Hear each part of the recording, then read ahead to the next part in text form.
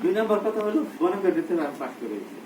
এখানে তোমার অ্যাসেসমেন্ট, এখানে তোমার পরীক্ষা না হবে না, অ্যাসেসমেন্ট করা হলো যে তুমি ওই এটা ওই ওই ডিবেটে তুমি উকিলদের মতো কেন উকিলে কে সাল লেভেলের উকিলদের খারাপ না, অনেক বড় বড় উকিলরা হাত আছে না, মানে তারা যুক্তি দিচ্ছে না হচ্ছে না, কাজে এটা নিয়ে তোমার মানে আদৌ মানে এক্সট্রা এটা নিয়ে কোনো চাপ নেওয়ার দরকার নেই। তাহলে আমরা একটা করে আগে দেখি আমরা লং কেস মনে করছি শর্ট কেস অ্যান্টিরিয়র সেগমেন্টে থাকবে সোসিস প্রপ্টোসিস, সোসিস প্রপ্টোসিস, স্ট্রাবিসমাস। স্কুইন কথাটা যেমন ধরো আমাদের যারা পেডিয়াট্রিশিয়ান বা যারা আছে এরা স্কুইন কথা বলবো না, ওখানে স্ট্রাবিসমাস, হ্যাঁ স্ট্রাবিসমাস। তারপরে হলো একটা সোয়েলিং, যে কোনো একটা মাছ থাকতে পারে, যে কোনো দিকে একটা মাছ থাকতে পারে। তারপরে থাকবে হলো একটা এন্ট্রোপিয়ন বা এক্সট্রোপিয়ন থাকতে পারে। তারপরে থাকতে পারে হলো নার্ভ পালসি, কি এটা নার্ভ পালসি 6 or 3rd, 6 এবং 3rd এই দুইটা থাকবে। তারপরে তারপরে তোমার থাকে হলো ট্রিটমেন্টে থাকে হলো ট্রাবেকুলেক্টমি ব্লেড দেখতে বলে,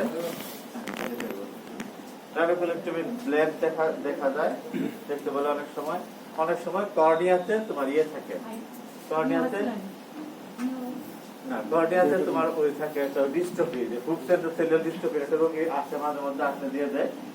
তারপরে তোমার আর শর্ট কেস তোমার কেরাটোকোনাসের কথা বলি না, কেরাটোকোনাস অনেক সময় ট্রিটমেন্টে বসানো থাকে, অনেক সময় এমনিও বসানো থাকে, ঠিক আছে। তাহলে ফেশিয়াল নার্ভ পালসি থাকতে পারে, ফেশিয়াল নার্ভ পালসির মধ্যে ফেশিয়াল নার্ভ পালসি।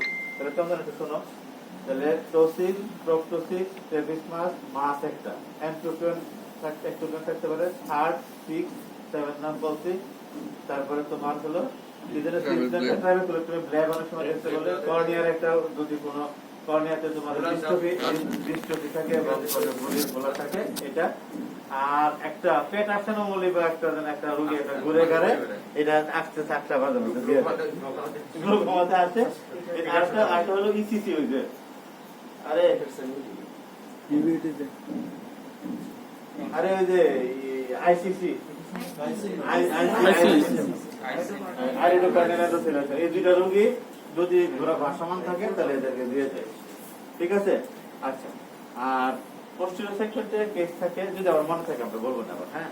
পোস্টেরিয়র সেগমেন্টে থাকে হলো আমরা সামনে যদি ডিস্কে ধরি তাহলে 3 ধরনের অ্যাট্রফি, প্রাইমারি, সেকেন্ডারি, গ্লুকোমাটা। তারপরে আমরা মাঝখানে কি থাকে, একটা হোল থাকবে, ডিটাচমেন্ট থাকবে। ভাস্কুলার ডিজিজ ধরি, ভেনাসোক্লুসিভ ডিজিজ অথবা ডায়াবেটিক রেটিনোপ্যাথি, হাইপারটেনসিভ।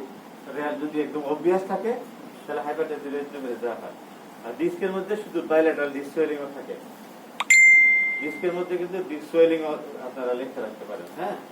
আর একটা হলো রেটিনা ডিসপিগমেন্টোসা রোগী থাকলে অবশ্যই দিবে। হোলটা সাধারণত ট্রিটমেন্টে দেওয়া হয়।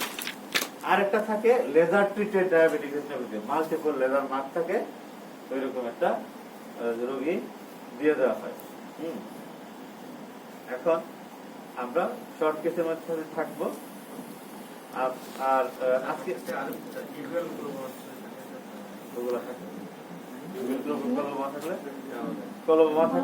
কলবোমা আবার এটা অথবা ইয়াতে পোস্টেরিয়র সেগমেন্টে দিয়ে রাখে। পোস্টেরিয়র সেগমেন্টে তারা যে কমপ্লিট আর নন কমপ্লিট দেখার জন্য দিয়ে রাখে। আচ্ছা, তাহলে আমাদের শর্ট কেস এগুলো এখন মনে যদি হয় আজকে আরো থাকে মানে এজিবিএল বিষয় আমি মনে করি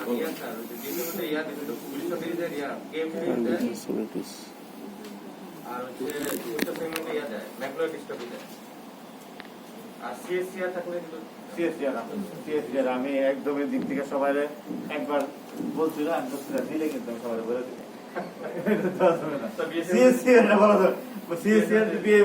দেখ আমার পরীক্ষা দিচ্ছি, আমি পরীক্ষা দিচ্ছি। এটা ছিল অপটিক স্পিড ছিল। আর বিএসসি ট্রিটমেন্টটা এরকম টান দিলে মানে সারাটা শরীর উপরে এই যে এরকম করে রাখছি। তারপরে ইয়ে করে দেখছি যে এটা হলো ঘুরাই নিয়ে দেখি টান দিয়ে দিচ্ছি তো গেলে সিএসিআর যে আমাদের নামে দিতে দেবো না, সোজা কথা। আমি এখানে থাকবো, এবার অন্তত আমি সিএসিআর দিতে দেবো না, নিশ্চিত থাকতে পারো। কারণ এই সিএসিআর রোগী ওই সময় চিনা খুব কষ্ট করে। সিএসিআর আমার আমার সাথে এখনো ইয়া লাগে, রিং সবসময় দেখা যায় না, না না এটা বোঝা যায় না, নাম যদি বললে বললে আমার। আমি প্রথম মনে করছি আমার জ্ঞান বুদ্ধি কম বললে পরে দিয়ে না, সবাই একই অবস্থা। যেহেতু স্যাররা বলছে যে না সবসময় চেনা যায় না, পরীক্ষা বার মাথায় চিনবে নাকি কথা। এইগুলো যদি থাকে টিপিক্যাল কেস থাকলে যা হবে, এইগুলো পরীক্ষার আগে বলে, এগুলো আসলে নিয়ে এত টেনশন করে, এগুলো একদমই থিওরিটিক্যাল প্রশ্ন করে ছেড়ে দেয়। কাজে এটা নিয়ে এগুলো নিয়ে ওই দেখা পাকে নিয়ে আসতে চিন্তা করা গেছে না। তাহলে আমরা একটা একটা করে শুরু করি। যেমন টপিক এই নাচের দিকে নাচের বল। তাহলে টপিক আমরা এক্সামিনেশন প্রসেস প্রথমেই আমরা ভাগ করে নিব। প্রসেসের এন্টিটির মধ্যে একটা এন্টিটি হলো কনজেনিটাল, আর এই কনজেনিটাল ইনভলিউশন আমরা একটা গ্রুপে ফেলাবো। আর স্পেসিফিক এন্টিটি কিছু আছে, যেমন টার্নার পলসি, হর্নার সিনড্রোম, তারপরে তোমার ব্লেফারোফাইমোসিসের আছে।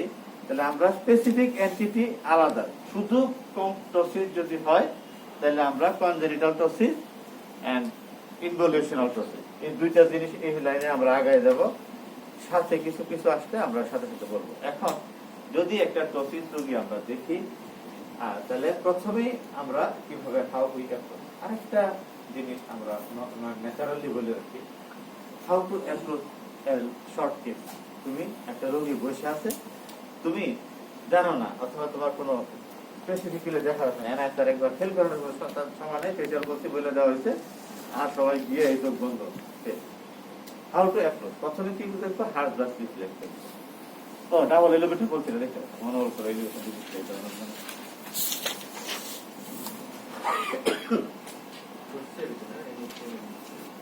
আমি যেটা ওই শর্ট কেসের মধ্যে আছি, তাহলে যেটা বলতেছিলাম হাউ অ্যাপ্রোচ। তাহলে আমরা প্রথম কি করবো, কনজেনিটাল এবং ইনভলিউশনাল একটা এন্টিটি আর বাকিগুলো আলাদা। এখন কি করব, যে এরকম এক্সামিন শর্ট কেস চেয়ার থাকে, না থাকলে একদম তাই একদম বইয়া থাকবে আছে কিনা খেয়াল লাগবে। বলে তুমি রোগীর চোখের লেভেল, এটা হলো মাস্ট, যে at the level of the I পেশেন্টকে তুমি সোজা তাকাইতে বলবা। বলার পরে এইভাবে টস দিয়ে দেখলাম, দেখার পরে বলবো যে abnormal low position of the upper eyelid of right I or left I, ঠিক আছে। তারপরে একটু দেখে নিলাম surface of the eyelid, upper eyelid skin কি থাকতে পারে।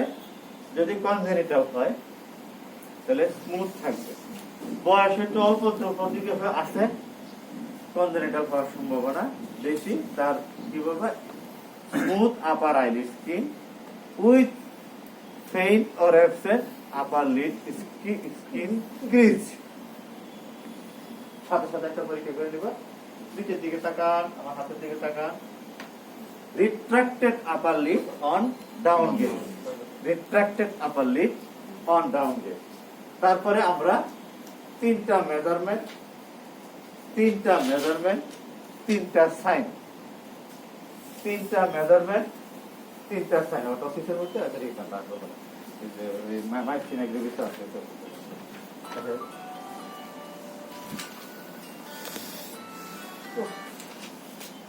মানে বিশ্বাস করো, মানে personal life, family life total distorted due to phone. কোনো একটা জিনিস ঘটলে জীবনটা শেষ হয়ে যায়, ফোন এত ফোন আসে, মানে এটা একটা বিরক্তিকর একটা বিষয়, চরম বিরক্তিকর বিষয় হয়েছে। আচ্ছা, তাহলে আমরা এইভাবে থাকবো। আমরা তাকে তিনটা জিনিস তাহলে আমরা ইনস্পেকশনে দেখে নিব। প্রথম কমেন্ট করব যে স্পেশাল অ্যাসেসমেন্ট বলতে পারো ইট ইজ নট ইম্পর্টেন্ট। তোমার এখানে শর্ট কেসের উদ্দেশ্য থাকবে কম করে ম্যাক্সিমাম অপটিমাম টেস্ট করে, মানে এটা কুইজ কিন্তু দাঁড়া যাবে। তুমি ইউ হ্যাভ গট অপশন যে তুমি ইয়েও বলতে রানিং বলে দিতে পারো, অথবা একসাথে বলতে পারো। আমার যদি পার্সোনালি জিজ্ঞেস আমি বলে বিশ্বাস করে তুমি পার্সোনালি বলো, তাহলে হয় কি ওই বলা এবং ইয়েটা হ্যালো হ্যালো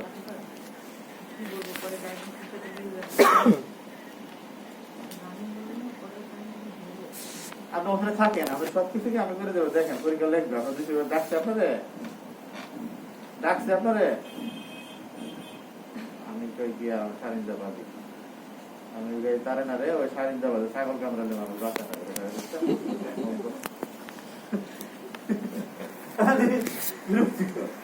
আচ্ছা ঠিক আছে। তাহলে ইনস্পেকশন আমার এত কাজ শেষ, তারপরে মেজারমেন্ট করবে। মেজারমেন্ট কি পালপেব্রাল প্রেসার হাইট। আমাকে একটু স্কেল দাও, এই জিনিসটা মুখে বললাম কিন্তু আমার দেখাই দিতে হবে, এটা খুব সমস্যা হয় এগুলোতে। না এটা তো এখন লাগবে, স্টার্ট দাও।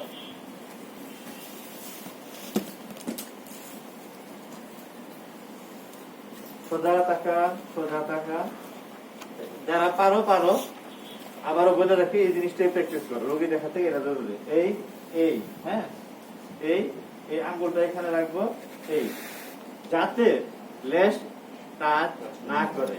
এটার উদ্দেশ্যটা হলো লেস টাচ করবে না।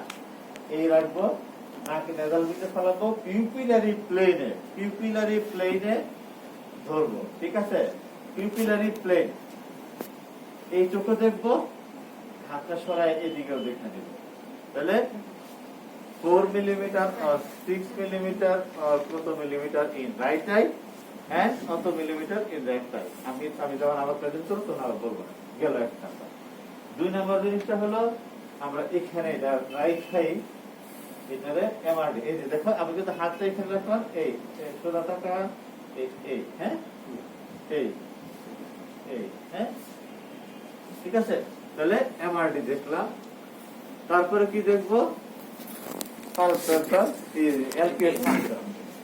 নিচে তাকা,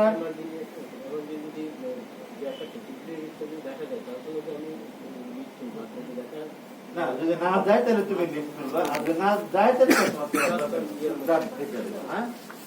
অ্যাপ্লিকেবল কেস, ঠিক আছে।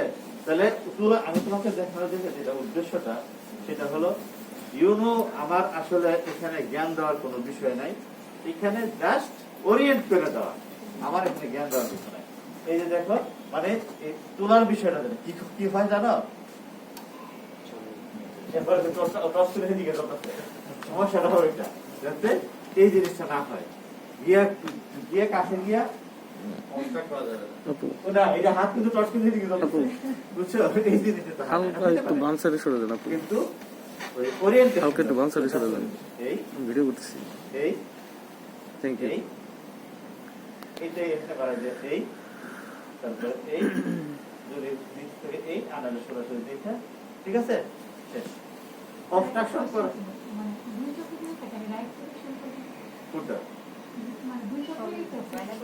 এখানে আমাদের এখানে আসলে সার্জারির মধ্যে এরকম রাইট লেফটের কোনো তেমন কোনো রাইটের জন্য কারো একটু সমস্যা করে, হ্যাঁ এটা নিয়ে তোমার ইয়ে বলতেছি তোমাকে এটা না,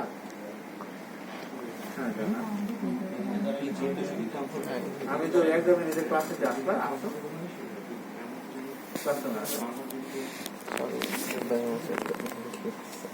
আসি ওখানে তারপরে তো ভাই আছে,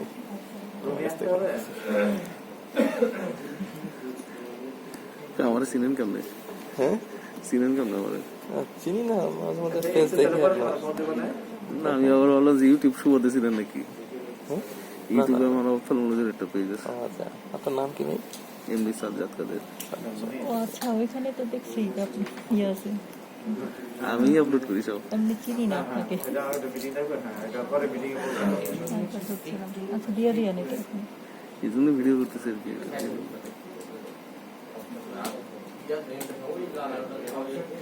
সিউডো রেজিস্টার।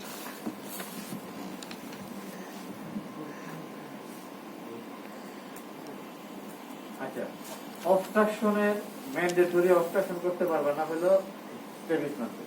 এই ক্ষেত্রে এত মানে জরুরি। হ্যালো, হ্যাঁ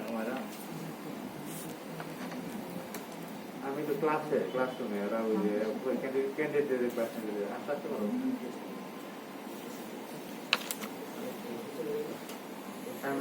আসতে পারো একদম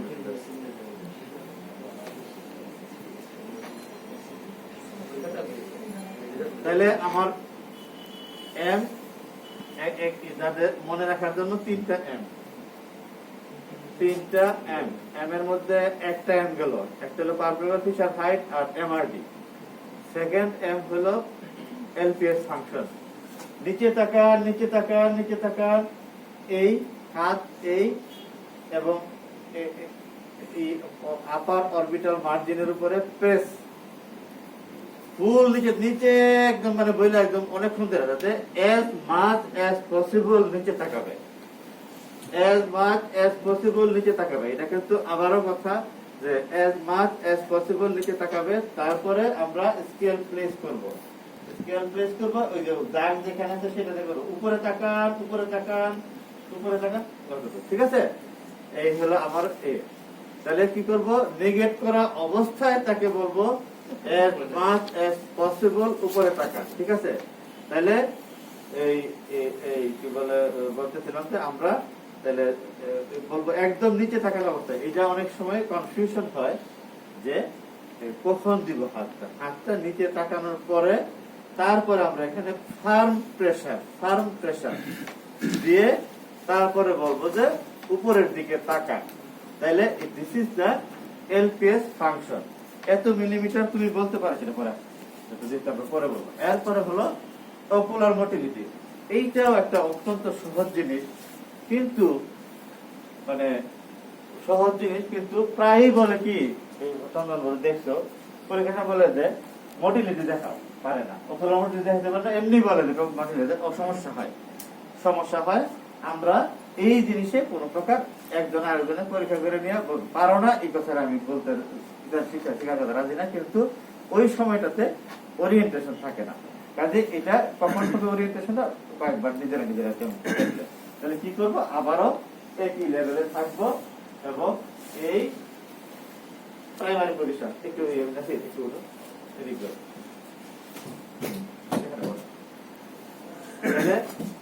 মোটিলিটি আমরা দেখবো এইভাবে করবো, প্রাইমারি পজিশন রাখবো। এটা কোন দিকে দেখছো এক্সপানশন, এলিভেশন, আবার ওখানে ইউনিয়ন জ্যাক প্যাটার্ন, ওই যে ব্রিটিশ পতাকার প্যাটার্ন, হ্যাঁ ইউনিয়ন জ্যাক প্যাটার্ন, হ্যাঁ হ্যাঁ ঠিক আছে। গেল আমার মোটিলিটি, আমার এম শেষ। তারপরে হলো কি করব, তিনটা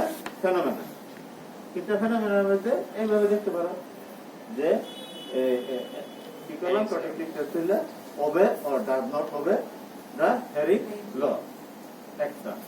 2 নম্বর হলো এই দুইটা চোখ এরকম করে, আমার হাজার বলে এক চোখ, এটা নিয়ে কোনো এইভাবে করবো, চোখটা ঘুমের মতো, ইনস্ট্রাকশনটা হবে ঘুমের মতো, নসিবল করে বন্ধ হয়ে যাবে। আপনি আপনার চোখটা ঘুমের মতো করে বন্ধ করে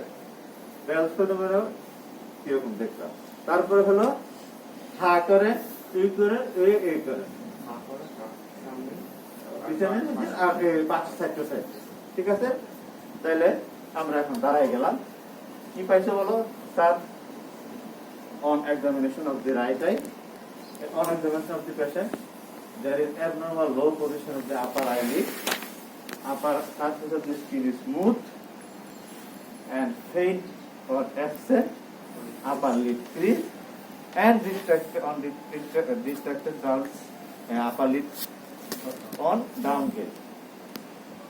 তারপরে on examination, palpebral pressure height was 8 millimeter in right eye, 8 millimeter in left eye.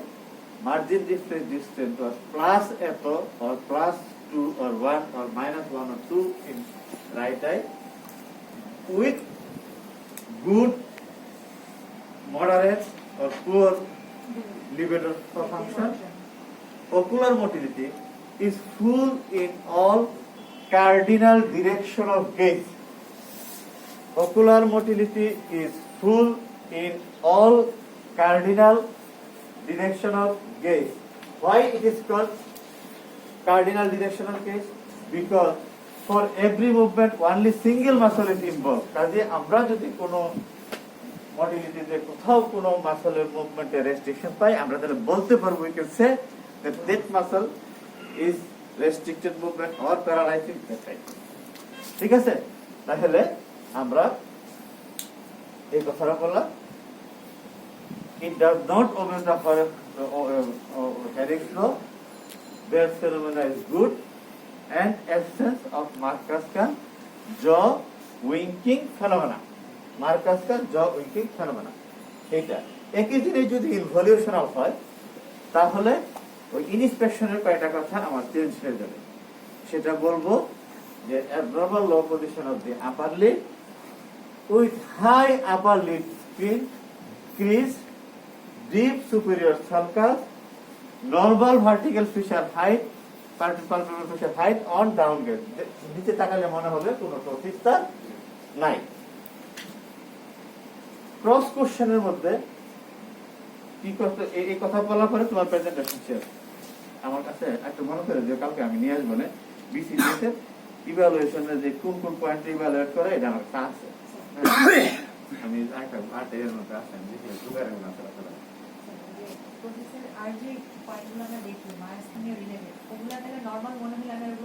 না এই যেটা মনে হলে তুমি করবা এটা তাহলে তোমার মনে শর্টকাটের উদ্দেশ্য কি তোমার দেখে ডায়াগনোসিস হয়ে যাবে, রিলেভেন্ট টেস্ট করবা। আর লং কেস ছিল তুমি হাতায় হাতায় কেস বের করে আনবা, ঠিক আছে, সেটা তোমার ফার্স্ট ডায়াগনোসিস। শর্ট কেসে স্পট ডায়াগনোসিস, তার মানে তুমি হাবলুর মতো যদি সব কিছু বলতে থাকো তাহলে হবে না, ঠিক আছে। তার মানে তুমি দেখে তোমার ডায়াগনোসিস হবে আর রিলেভেন্ট টেস্ট গুলো করবা, ঠিক আছে। এটা আমাদের ব্রিগেডের আমার উনি খুব সুন্দর করে উনি আমাদের ক্লাসে বলতেন। তার তো হলো মানে খুবই মানে পরীক্ষা হাতে মোটামুটি বাইবানি যাদের হয়তো সব ফেল এটা হলো রিলেভেন্ট টেস্ট, বুঝছো। তুমি যখন আমল তামল টেস্ট করতে থাকো তার মানে তুমি ফেল করতে তার মানে তুমি কেস সম্পর্কে আইডিয়া থাকে, ঠিক আছে। তারপরে এখানে কোশ্চেন বলবে যে একই কোশ্চেন একদমই নরমাল, এই রোগীর চিকিৎসা কি করবো। তো গুড লিপিডের ফাংশন হলে সেকশন, যদি ফেয়ার হয় স্লিম অপারেশন, এই নিয়ে তোমার খুব কষ্টাকষ্টি করে না। মাঝে মাঝে কেউ কষ্টাকষ্টি করে যে বেলস ফেনোমেনা বলতে কি বুঝো। বেলস ফেনোমেনা কয় ধরনের আছে, মডারেট বললা কেন জানা আছে না, যে কোথায় তুমি আইলিডটা ধরছো। যদি বললাম আইলিড সোজা কথা after placing the upper lid margin on non ptotic position, non ptotic patient is asked to close his eyes gently. Patient is asked to close his eyes gently. Eyeball will rotate outward and upward. This is Bell's phenomenon. ঠিক আছে।